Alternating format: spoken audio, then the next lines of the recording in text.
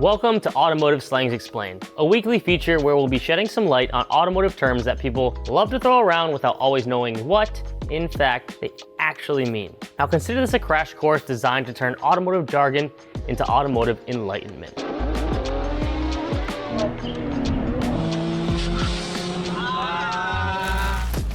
Today, we talk all about money shifts.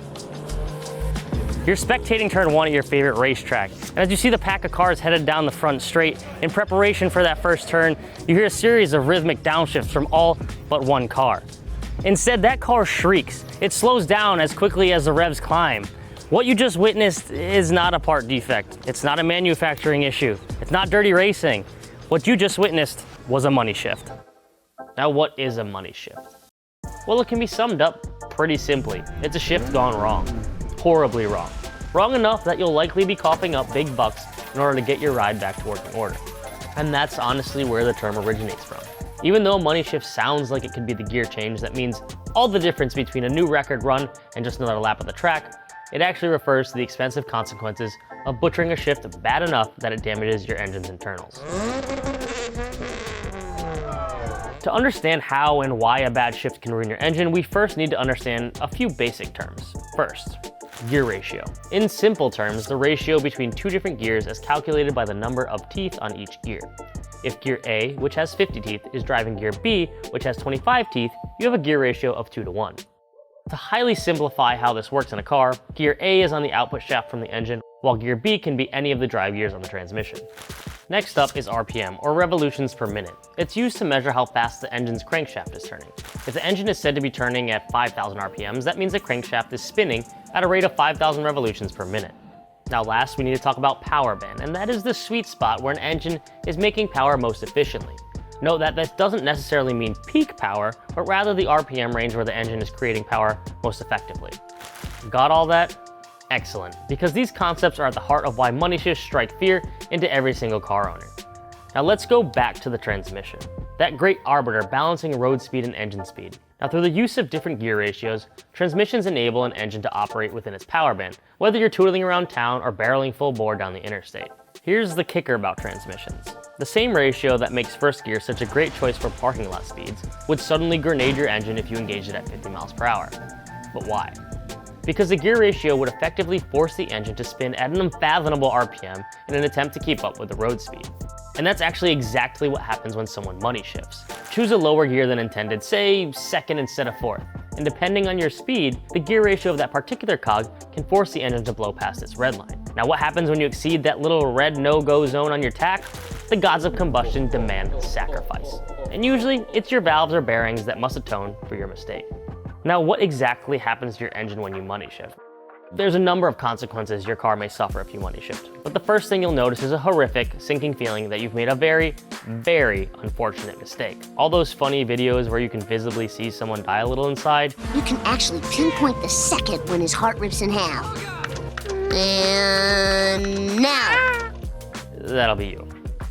To understand what exactly might go wrong in a money shift, it's worth quickly reviewing how an engine works.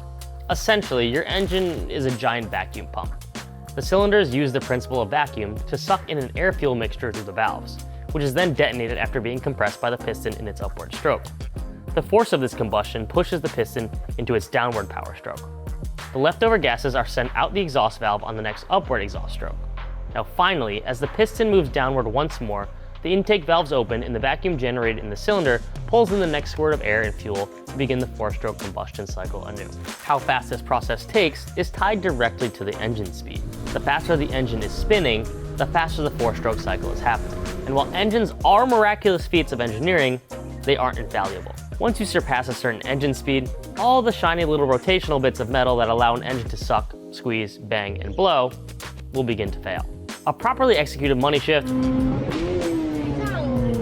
if that's what you want to call it, can make that happen. Let's raise a hypothetical here and say that you were approaching 6,000 RPMs in third gear and went to grab fourth. As you pull your foot off the clutch, you realize you actually ended up in second gear. Now without getting into exact speeds and gear ratios, let's assume that this mistake sent your engine, which redlines at 6,500 RPMs, racing to 8,500 RPMs. An engine running at over 2,000 revolutions per minute over its red line is spinning well beyond its comfortable operating range. Now, though there's plenty that could go wrong in this scenario, two of the biggest concerns would be valve float and bearing failure. These are two different issues that usually share the same unfortunate result, a very expensive, very violent end to your engine. Let's talk valve float first. Now, even though valves need hardly an eye blink to open and close, that fraction of a second they do require is critical. When valve float occurs, that fraction of a second is lost. The engine is spinning so fast that the valves literally cannot keep up because the valves aren't able to fully close and reopen. They're left in a partially open state even when the piston is at its top dead center position.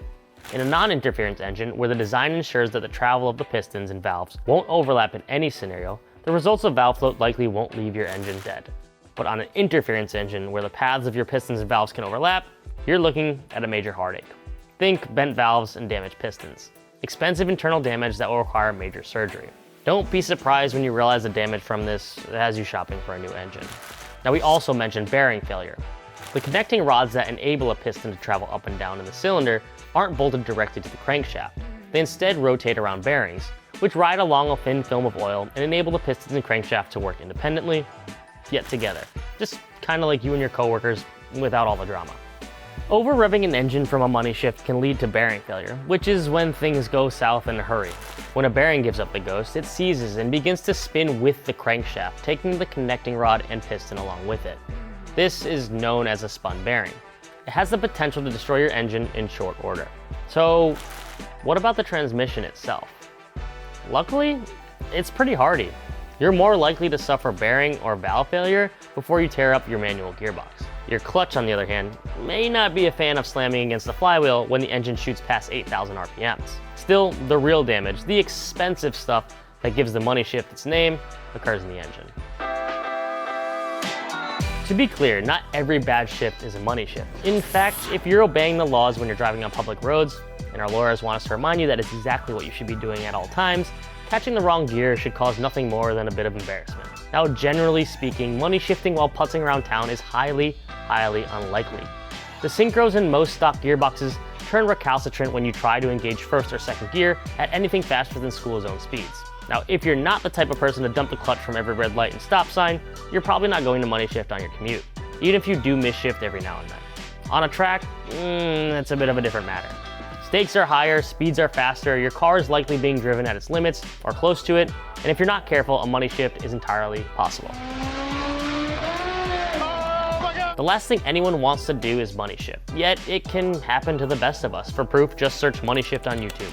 If you think you've money shifted, just relax. You haven't. You'll know when you money shift because the resulting theatrics would make any playwright proud. So next time you're at your local racetrack and you see one poor car go down in a brief fit of mechanical sound and fury, just sympathize with the driver. That money shift is going for their bank account, and it's gonna win every single time. We hope you enjoyed this episode. If you have any other terms that you would like to see defined in the future, put them down in the comments below. We'll see you on the next one, and thanks for watching.